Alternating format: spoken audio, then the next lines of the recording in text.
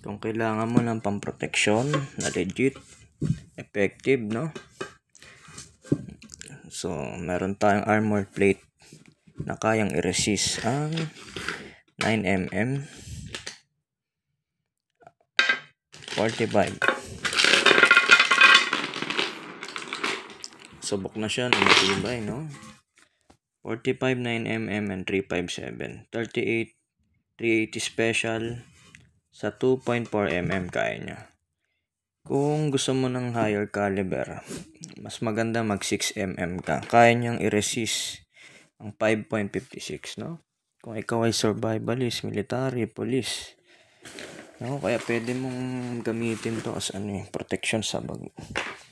Lalo na maraming shooting incident ngayon. Sa US pinopromote eh. Yan o. Pasok din eh.